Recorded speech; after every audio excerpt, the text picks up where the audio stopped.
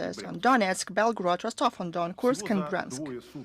In total, of the 2 days of mass attacks caused by the Zelensky hysteria, who was not invited to Anchorage, about 60 civilians were affected.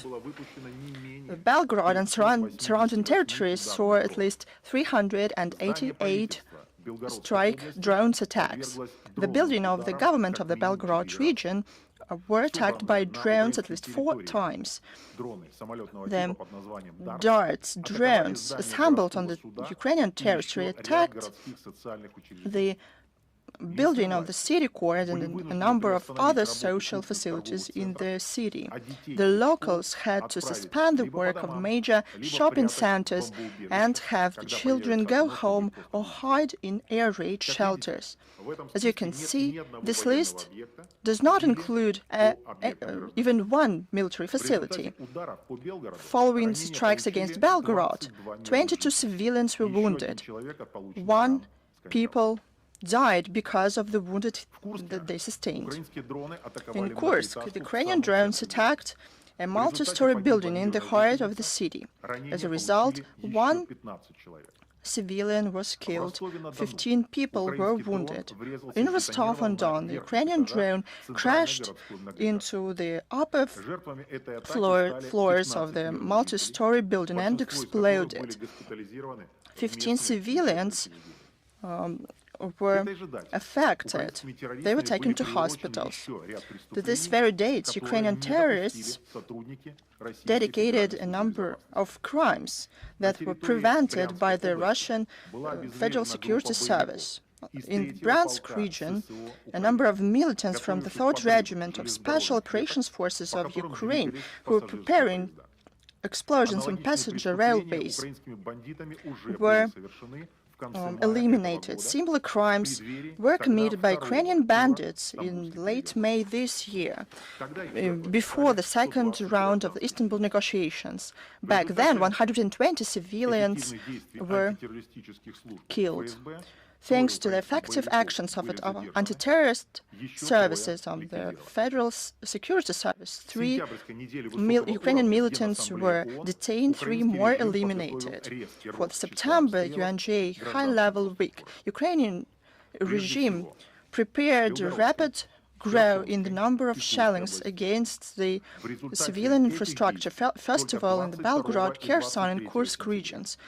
Following it, only in September 22nd, 23rd, 39 civilians were affected, including 4 minors. On September 23rd, before Zelensky's speech at the UN, there was an attack against a substation that supplied electricity to the Zaporozhsk NPP. Ukrainian terrorists damaged a high-voltage electric transmission line on the territory still under the control of Kiev. The Zaporozhsk NPP was left with no external electricity, which created direct threat to nuclear safety and security. Kiev continues to block the possibility to re-establish this and other downflows at the NPP by regular shellings by this and other main lines connecting the plant with energy supply networks. Those are only some of illustrative examples showing the true approaches of Kiev to the settlement of the conflict. Each attempt to put the bloodshed into the political and diplomatic space is accompanied by intensified shellings against civilian facilities and provocations. Over the 92 days, the armed formations of Ukraine launched against civilian facilities at least 38,278 munitions. The total number launched since February 2022 was at least 316,500 munitions. Every launch carried death and destruction to innocent people. Over the last 3 months, mass shellings against civilian facilities targeted the Belgorod region. The hot spots targeted the most by the Nazis on this territory were Shebekino, Graivoron urban districts, Krasnaya Yaruga, Belgorod, and Borisovka districts. In the Kherson region were targeted districts and populated areas. First of all, Aloshki, Gola Prista, Novak, Kakhovka municipal districts. In DPR, they are the Gorlovka, Donetsk, Makeyevka. In the LPR, Lysychansk municipal district, Svatova and Kremenная districts. In the Zaporozhsk region, they are Energodar, Kamenka-Dniprovska, Vasilievka districts. In the Kursk region, they are Glushkova and Sudzha regions. In the Bryansk, they are Pogar, Starodub, Zemka, Klimovo, and Samsk districts.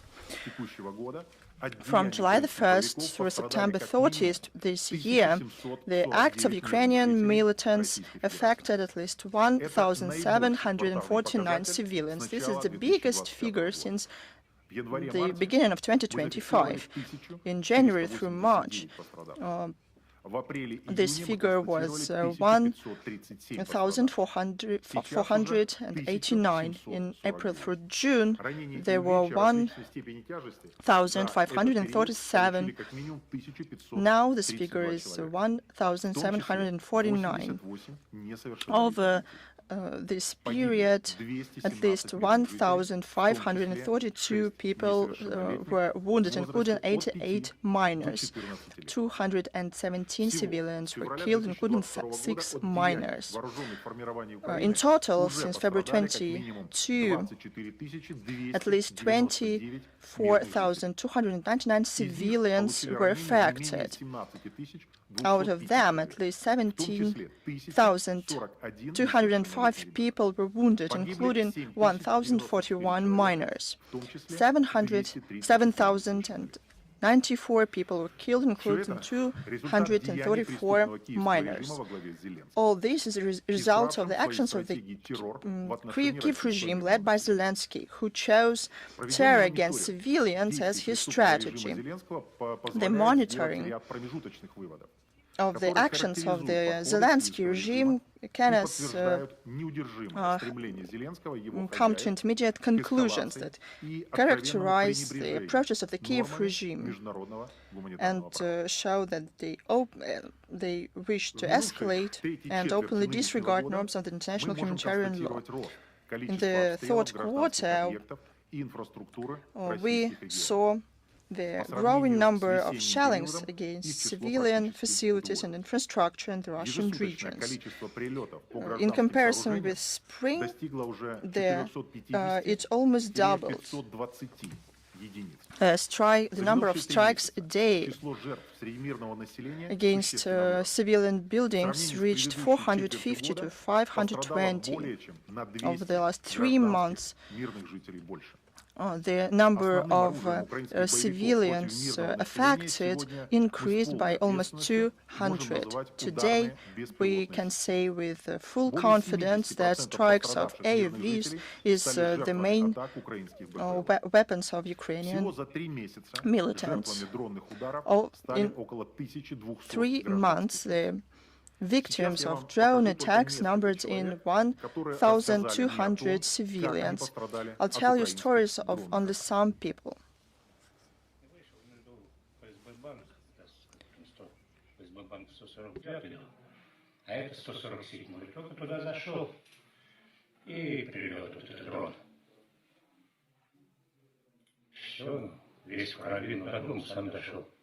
Были ли какие-то военные объекты рядом?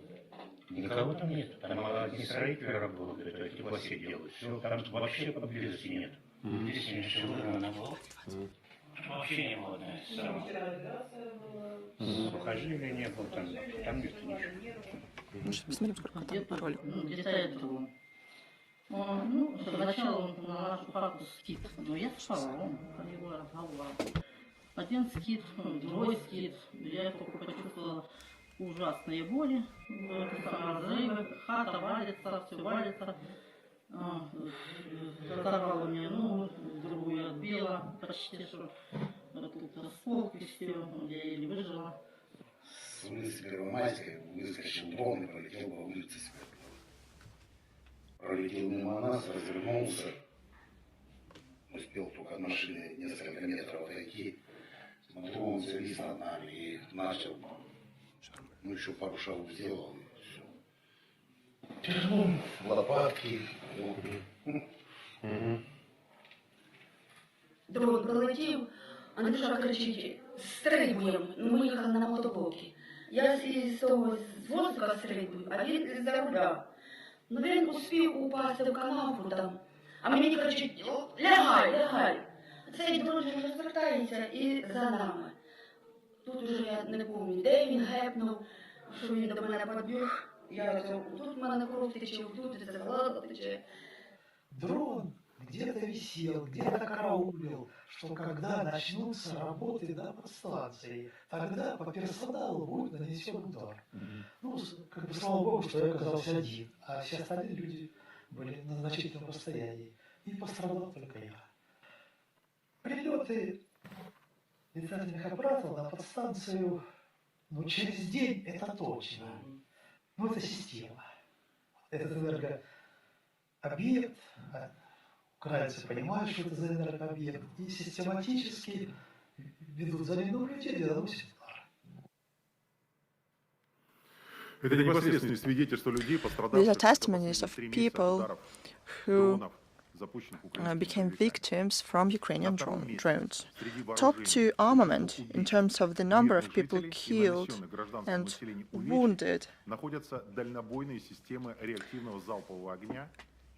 is long-range MLRS. In most cases, it is the American HIMARS system. Kiev, despite the ever-growing grey area from which Russian soldiers drove out Ukrainian militants, uses, as they say, long range to reach civilians and civil facilities deeper in the rear and that were not destroyed by the war. They don't care about underpopulated Avdiivka, Artyomovsk, Kurakhova. They strike against areas far from their line of contact, Donetsk, Makeyevka, Volnovakha. Today we see that in the recent months, Ukrainian militants more and more frequently, in their aspiration to kill and maim as people as possible, resort to the use of inhumane types of armaments. Bodies of the wounded civilians contain fragments that are cannot be identified by X-ray. Nazis put them into munitions. They purposefully use drones to flame liquids in drones. On the roads and in courtyards, locals stumble upon these mines disguised as household items. They used to kill and maim civilians. In the summer harvest time, Ukrainian militants used attacked agricultural equipment. In the aspiration to leave the Russian regions without harvest and food, Ukrainian militants attacked more than 100 agricultural vehicles, including combine harvesters, trucks, and cargo transport vehicles. There's another type of crime. Kiev tries hard to shift the blame to Russia for them, but it ends up exposed. Over this period, Ukraine at least 19 times attempted to strike 3 Russian NPPs. They are the Zaporozhska, Kursk, and Smolensk NPPs. Over the last 2 weeks in October, added 1 more NPP, subject to the acts of nuclear terrorism from Kiev.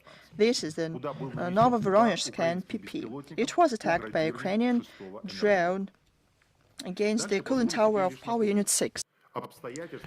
Let me remind you circumstances and consequences of some types of the most high-profile crimes committed by Ukrainian Nazis.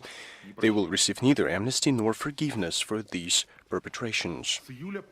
From July to September 2025, 88 minors were affected by Ukrainian militants. 82 of them were injured, 6 died. The youngest child was only 6 months old. Another fact that I want to cite that proves that the AFU is made up of monsters for whom nothing is sacred, who is devoid of any humanity. They cannot think clearly, and their consciousness allows them to deliberately kill children. Over this period, Ukrainian drone strikes injured 61 children. Ukrainian drone operators saw defenseless children in front of them, but they didn't divert the drones. They did not refuse to launch a deadly attack. They just were killing the children of their enemy. August 12th, in Gorlovka, Ukrainian drone dropped ammunition on a children's playground in a typical backyard of a multi-story residential building. 4 kids were injured, 2 girls and 2 boys, aged from 10 to 12. They were all hospitalized with shrapnel wounds in a children's medical facility. On July 8th, at the height of the beach season, a Ukrainian strike drone attacked the Kursk city beach. At that time, dozens of civilians were there. A 5-year-old toddler came to the beach with his mother. When attacks resumed by the Ukrainian drones, the boy attempted to shield his mother from the fire and shrapnel, sustaining burns to over 30% of his small body. His injuries were too severe. His heart stopped during transport to the Children's Medical Center. When he was headed to Moscow, doctors were regrettably powerless, couldn't save him. For Ukrainian Nazis, medical personnel, rescue workers, and utility service crews constitute a special category that they openly target. For this type of crimes, the command awards them with special bonuses in the form of payments and decorations that should probably read for the most inhumane treatment of civilians.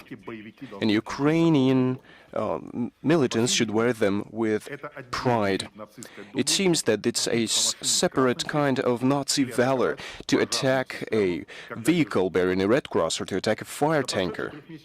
Over the last 3 months, 55 emergency service workers have been affected. They were all rushing to provide assistance fulfilling their professional and human duty. For this lethal mission, they deserve the highest commendation and award, whereas Ukrainian thugs deserve a harsh punishment in accordance with international norms. Over this period, 24 emergency workers have been injured and maimed. 11 emergency utility service workers have been affected. 5 of them died. As for the medical personnel rushing to provide assistance to affected individuals, 15 have been injured. 4 of them died fulfilling their highest calling. In the town of Pologi of the Zaporozhye region, on July 24th, a Ukrainian kamikaze drone attacked an ambulance. Its driver died. The nurse and the paramedic sustained severe injuries and burns. The ambulance was reduced to a charred shell. On August 11th, in Gorlovka of the DPR, an ambulance crew was attacked by a kamikaze drone.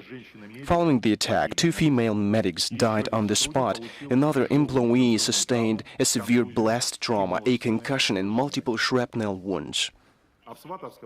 In the Swatovo municipal district of the LPR, as the result of the Ukrainian FPV drone strike, 4 employees of the Swatovo water utility died on the spot. A Ukrainian drone attacked a service vehicle equipped with all appropriate markings. It was headed to the site of water supply restoration work in a residential building that had previously been attacked by these same Ukrainian formations. Now over to the particularly heinous methods of killing and inflicting injuries on civilians. One should talk here about a whole series of findings of our military experts following the liberation of the Kursk region. It was there where representatives of a signatory country to the Inhumane Weapons Convention, namely Ukraine, planted booby traps and surprise devices which are banned by the norms of the international law. Prior to their withdrawal, they left in residential buildings, in household garden plots, within household appliances, and in plain sight, hundreds of mines and explosive devices camouflaged as household appliances, toys, and banknotes. Thus, in the settlements of Kautschuk in the Kursk region, Nazis planted an explosive device camouflaged as a book in a library. Nearly a kilogram of explosive was concealed inside a gutted book volume. One wrong move and the reader would have been torn to bloody shreds, together with the library. Proceedings have been initiated, and investigating bodies are hard at work. Military units know the culprits. Their fate is unenviable, and it doesn't matter how much time it takes for us to find them. Retribution is inevitable. First and foremost, we believe that all the aforementioned crimes of the Ukrainian Nazis have been committed against the Russian population and the territories in the Russian jurisdiction. Consequently, they should face Russian judicial authorities. In the last 3 months, the Investigative Committee of Russia has initiated 632 new criminal cases with regard to Ukrainian war criminals. Now, investigative actions are being conducted. In total, since February 2022, Russian courts, on the basis of the investigations in 483 criminal cases, have delivered guilty verdict with regard to 622 persons. From July 3rd to September 30th, this year, the investigation has been concluded in 35 criminal cases with regard to 35 Ukrainian monsters, but officially they are called servicemen. Now the investigation is underway. We want to note an important detail that we have been warning about for a long time. All the data is of preliminary nature. Recently, the Investigative Committee of Russia has conducted over 100 exhumation works of burial sites in liberated territories of the Kursk region. Conducting this procedure will allow to accurately determine the cause of death of civilians that were unable to endure the presence in this territory of Ukrainian militants and mercenaries, foreign mercenaries, that nobody wanted there. But they would have to face the court for what they have done on the basis of the proven facts. In closing, I'd like to say that the data given to us is an official confirmation that Kiev has systematized the commission of crimes trying to achieve its criminal goals. It has been systematically losing on the battlefield, and over this period, Russian troops have liberated over 1,700 square kilometers of the territory. The Kiev regime is looking for compensation of its losses in terrorism and in violation of rules of war. But for the support of the defensive capabilities and the allocation of colossal funds to Kiev, the West is shamefully remaining silent about the fact that it generously funds thugs and terrorists, giving them opportunity to attack residential buildings and hospitals, allow them to chase and target buses and trams and to set ambulances and combined harvesters on fire. Westerners, focusing on making up ways to justify the lawfare against Russia, are ignoring facts of the crimes of the Nazi regime of Zelensky and are blocking international mechanisms that allow to investigate war crimes. They don't like these mechanisms because they don't allow them to ignore the glaring facts of war crimes of Ukrainian Nazis, and they may directly lead to the identification of the sponsors and accomplices of these crimes. Following the briefing, the transcript texts of the report will be published in Russian, English, and Spanish on the websites of the Russian Foreign Ministry. They will be officially submitted to international organizations so that they can be used by all interested parties for just assessment of the actions of the Kiev regime Everything is based on verified and reliable information. We will be sending this report, and it is available in the electronic form already now. Shortly, together with the delegation of Russia at the negotiations on military security and arms control in Vienna, intend within a international video conference connecting over 3 dozens of countries on 4 continents to conduct an event which will be titled "On the Path to Liberating the LPR." It will reveal the details of crimes that have been affecting for over 10 years the residents of the Lugansk People's Republic. On October 23rd, we'll be ready to cite facts, testimonies, and evidence of violations of international norms by the Kiev regime with regard to civilian populations that have decided to free themselves from the Ukrainian dictatorship. Thank you very much. That's it for that's it. Thank you very much for your very informative presentation. Do you have any questions?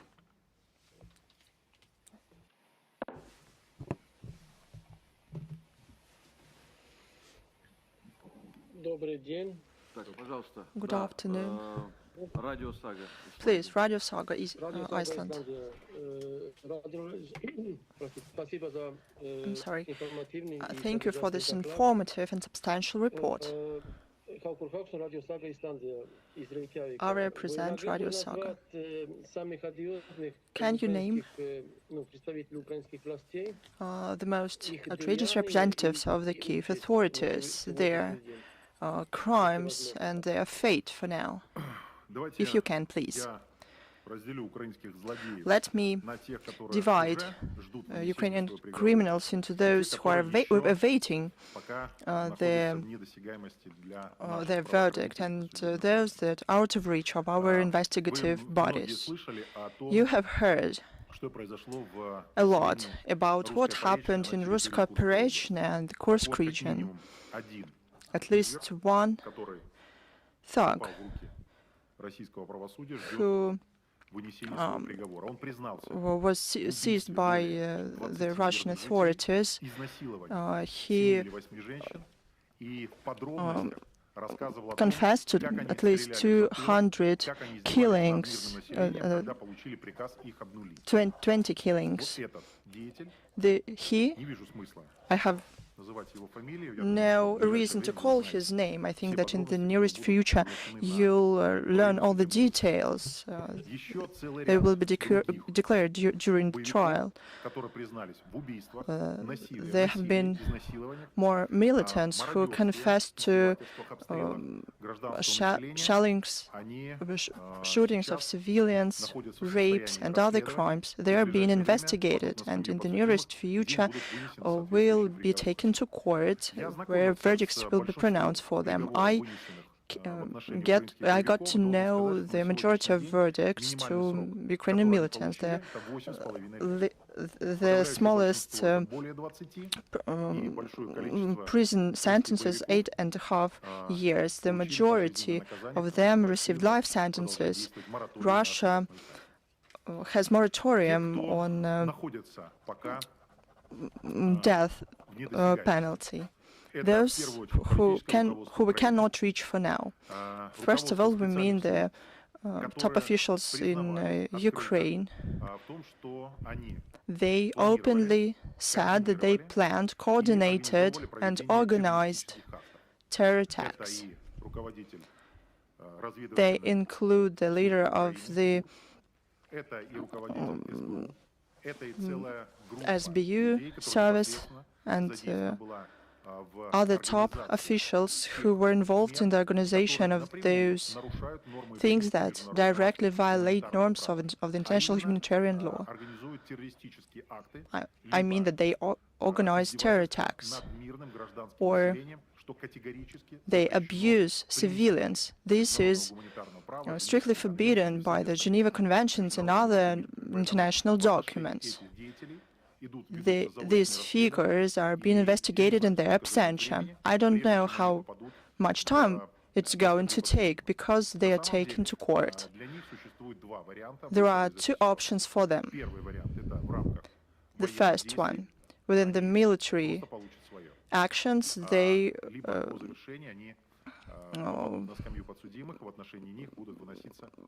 will have their fate defined. The second option is the court.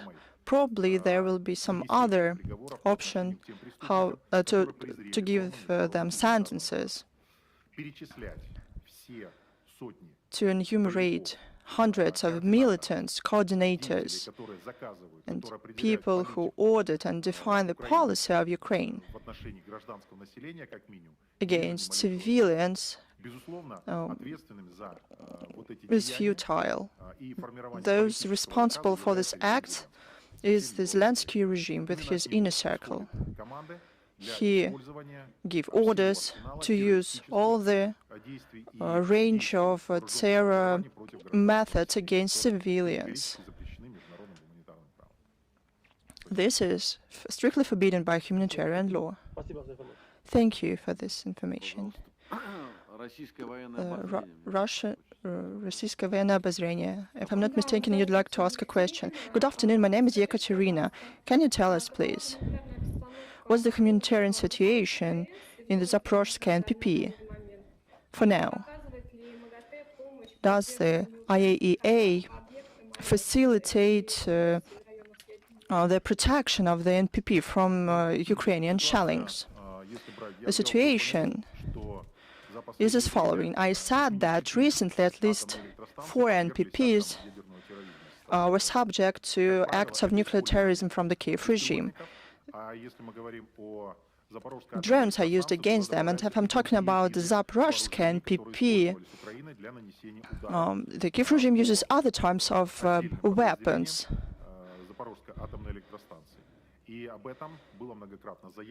We said that many times this data were registered by the IAEA, among others. The situation in the city of Energodar, around the sites where the Zaporozhye NPP is located, is difficult. It is difficult because Ukraine regularly launch strikes. Today, Zelensky many times said that and tried to accuse Russia that the Zaporozhye NPP is not supplied with electricity because of Russia's actions. This is blatant lie. The Ukrainian side, over the last months, made a series of attacks that essentially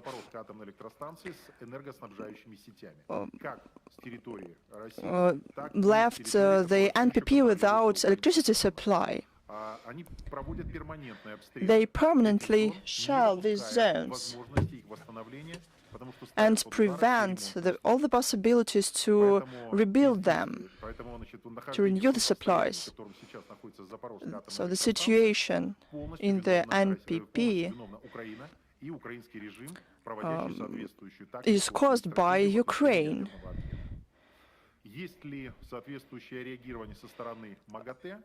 As to the response from the IAEA, they register these events. They try to distance themselves, as they say, from the policy. They don't declare who is to blame in the shellings of the Zaporozhye NPP. But we understand very well that Mr. Grossi and those IAEA experts on the NPP see and understand this, but they lack political will to declare who launched strikes against the NPP and who is to blame for the situation. This is one of the major NPPs. Thank you. Thank you very much. Please, Tavria TV company. Good afternoon, Mr. Miroshnik. Tavria TV and radio company. We receive a lot of information from the right bank of Dnieper about the deteriorating situation in the Kherson. It is occupied. Do you receive information about the crimes there for further for future court cases when it is fully liberated? Thank you. thank you for following the developments on that bank of Ukraine that is, for now, is under control of Ukraine. We do have data about the crimes. We receive them from reconnaissance, from those who do distance monitoring. And thanks to the media too, and some, we also receive data from civilians about what is going on there. But unfortunately, to provide these international materials to the international organization, cannot do it alone, because we are not there. We cannot confirm all this with facts, photos, videos, and testimonies of people who live there. These people are being persecuted. The situation is very difficult there. It is caused, first of all, by the fact that the Ukrainian formations literally cleanse and hunt people who, in their opinion, show positive treatment to Russia or show the negative treatment towards the Ukrainian authorities. For now, I would say I would deem it more sensible to address international organizations who declare that they are there from the Ukrainian side. They monitor the situation. The International Red Cross and other human rights organizations, but they do not criticize the Ukrainian side in terms of access to various territories. According to the information that you and we have, it is necessary so that these organizations take note of the situation with civilians in Kherson and adjacent territories, in the territory that we call the right bank of Dnieper.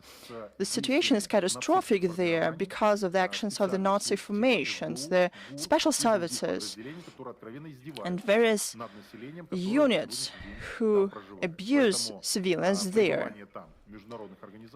The presence of the international organizations there would play a very important role if they have political courage for that. Thank you. Please, Slovenia, radio and television. My name is Elena Panudish. Thank you very much for your presentation. I'd like to specify the following. What international institutes will receive your report, and do you have a feeling that these institutes, especially those located in Europe or US, will show understanding and interest towards your report? Thank you very much for your question. I can tell you with certainty that they will show interest toward this report. They have regularly done so. They receive our data on a regular basis. But the question is, in the political bravery and in recognizing one's own role in this process. To our great chagrin, a number of international human rights organizations that should monitor, report on violations, and legally assess the actions of sides during the conflict are now biased, and they have degraded significantly in their activities, in their policies. They assess and they look the other way when it comes to one side, and they do the opposite when it comes to the other side. So it is considered good behavior to use the data from Ukraine, however distorted it is. But they, at the same time, say we cannot get any proof of the data we receive from the Russian Federation. A number of states openly say that they do not know what is happening there. They don't want to know, and they have rendered a verdict that Russia is to blame for everything, so it does not make any sense to investigate this. So, and to put it mildly, one is of course concerned by the activities of such institutions. We will send all this data to the UN Security Council, and to all our diplomatic missions in the overwhelming majority of the countries. And they will use this data to share it with monitoring groups, expert centers, and the governments of the countries they reside in, so that they could have all the verified and proven information. A part of this data will be sent electronically, and some of them will be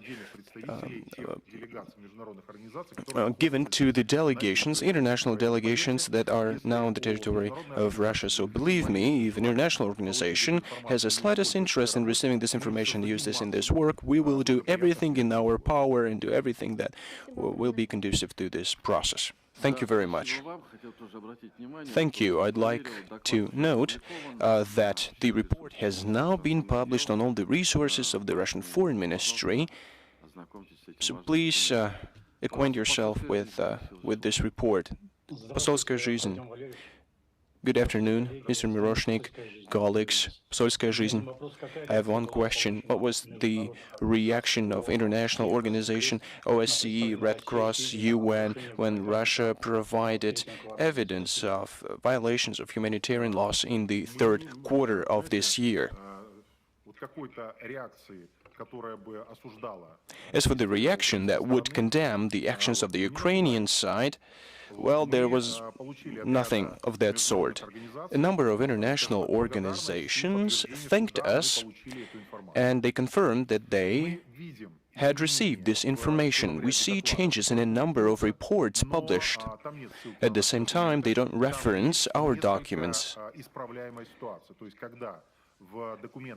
Sometimes the Office of High Commissioner for Human Rights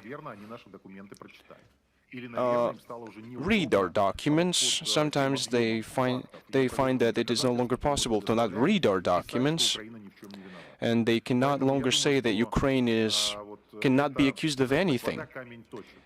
Well, it's a long process. We try to focus our efforts on submitting the information about crimes committed. We will continue to exert pressure on organizations that are obligated to be guided by justice and verified data and information. So I very much hope so. So every time following such reports, the situation will change for the better. And I believe that we will achieve the situation where the just approach will be exercised toward all the sides within the current conflict. Thank you. Голос Отечества. Colleagues, good afternoon. Good afternoon. Mr. Miroshnik, in your interview to Komsomolskaya Pravda, you said that there is a network of secret prisons in Ukraine and international organizations cannot access them. The prisoners of war from Russia, before getting to the penitentiary institutions, go through this hell. They are being tortured, killed. In your opinion, a tribunal or court cannot be established in the near future. It should be approved by the UN Security Council, and 3 Western countries sit on this council that support Ukraine, and they have a veto right. A number of human rights organizations are being controlled by crime sponsors, and a number of this are just doing propaganda, and they bark this way that they're being told to. But this problem should, however, be solved. So what options can you propose? I've partially touched upon this already within my report. Major crimes perpetrated by the Kiev regime and their political leadership, commanders, militants that are given criminal orders are being committed in Russia, and it is under the jurisdiction of Russian judicial bodies. As of today, we know for certain that over 7,000 criminal cases have been initiated with regard to crimes perpetrated by Ukrainian militants. In my report, I have mentioned that, according to the Russian Investigative Committee, 632 militants received their sentence sentences, 8.5 years in prison up to life sentences in prison. So we hope to get the results from the law enforcement bodies and the judicial bodies of Russia, because these are crimes perpetrated against Russian citizens on their Russian territory. This system is effective, and it will continue to work effectively. It will become even more active.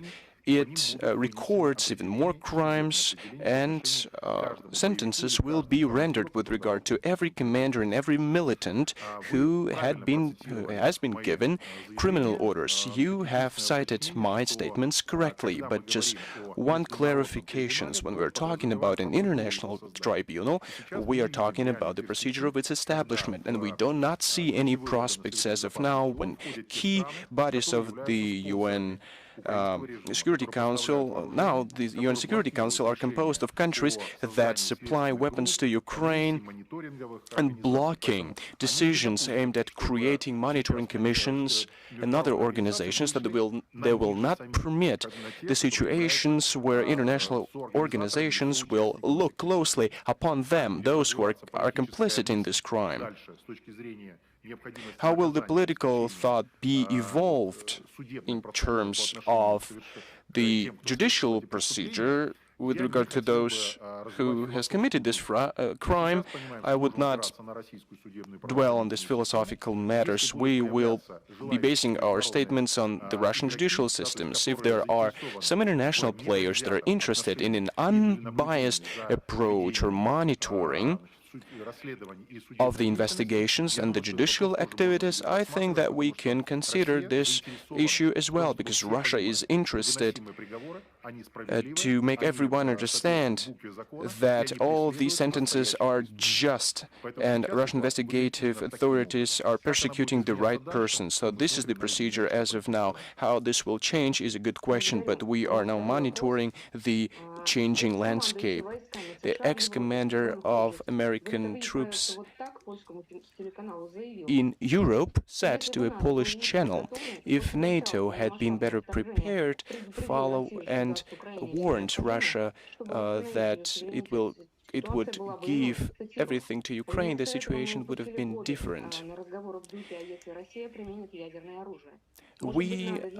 There were years that they could be used for the betterment of the situations. What would you think? How long would the aliens be able to supply Ukraine with everything it needs?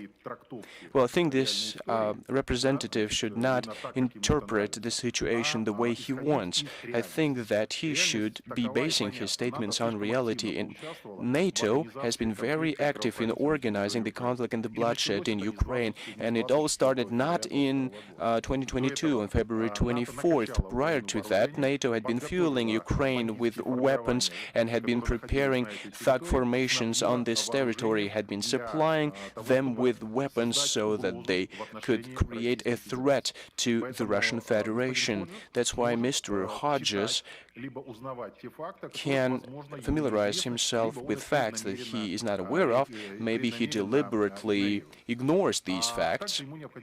He also needs to know that the way out of the situation is the following. As soon as NATO and Western sponsors of Ukraine cease to sponsor Ukraine and supplying it with weapons, the conflict will peter out within months, if not weeks. So if these representatives feel sorry about the Ukrainian populations that are dying on a daily basis, they could opt for the easiest way. As for now, meanwhile, they're playing their own games and trying to whitewash their own deeds and trying to find a scapegoat for what is happening in Ukraine. NATO has created this threat, and it's one of the root causes of the conflict that we have now, NATO violated its obligations that were reached in the 1980s. They said they would not even move an inch forward towards Russia. It has all been violated. We have seen 7 waves of troops approaching Russia. Ukraine has been fueled with formations, weapons. So who is to blame for the situation that we have now? Well, that's a rhetorical question. Thank you very much. Are there any more questions? Yes, please. Pakistan TV. Good afternoon. Before asking the question, I would like to extend my sincere condolences following the Ivan Zuev's death. He was killed because of a drone attack. He was a very courageous man, and he was respected among his colleagues, other journalists. Mr. Miroshnik, I'd like to ask you, how different the new facts of the Kiev regime reported in the third quarter of 2025 from the data of the previous period? Thank you. Thank you, especially for mentioning Ivan Zuev, who was killed yesterday from a Ukrainian drone. I think that it was a targeted crime. It was committed by the Ukrainian militants. It's no secret to us that the Ukrainian political leadership,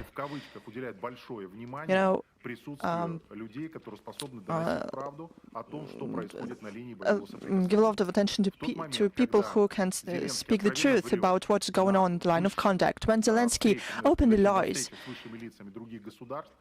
at his meeting with leaders of other countries about the situation on the line of conduct, it is the people like Ivan Zuev and dozens and hundreds of your colleagues who are on site and see with their own eyes what is going on. They say the truth, and they unfortunately have to pay for this.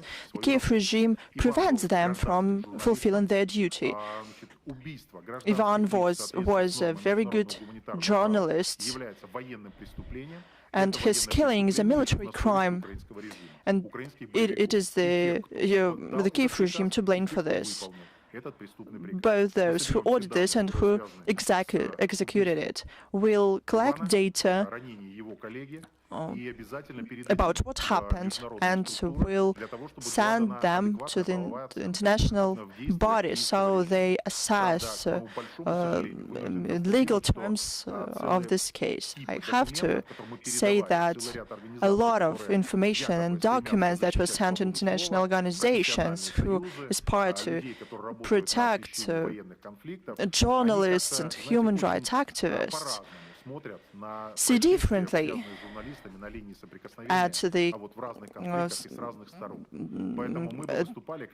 what happens with journalists on the line of conduct. We would like these structures to be more effective, and we'll do everything we can so they have facts and proof to deal with it. Thank you for the question. Oh, I'm sorry. I would like to follow up on this. In part, I answered that. This report presents conclusions. We see growth in the number of people affected in the second quarters. More than the difference is more than 200 civilians. Now, Ukraine uses, as much as they say, a lot of drones to kill civilians. This is the weapons that the Ukrainian regime is so proud of, and as well as Westerners who supply the regime with them. Our main message is that Westerners, by supplying Ukraine with long-range weapons, with AUVs, give weapons to the hands of terrorists and the thug. 70% of civilians who were affected by drones. Ukraine does not produce them, they only assemble drones. And West even supplies reconnaissance data to Ukraine. More detailed conclusion can be found in our report. Thank you very much. Please, colleagues, are there any more questions? If there are no more questions, then I give the floor to Mr. Miroshnik. Yes, thank you very much for the attention to this topic. I'll remind you that on October 23rd, we plan to hold an international video conference dedicated to the information to do with crimes and violations of international humanitarian law on the territory of the Luhansk People's Republic. I invite all of you to participate. Thank you for following this. Thank you. Thank you, everyone. Спасибо.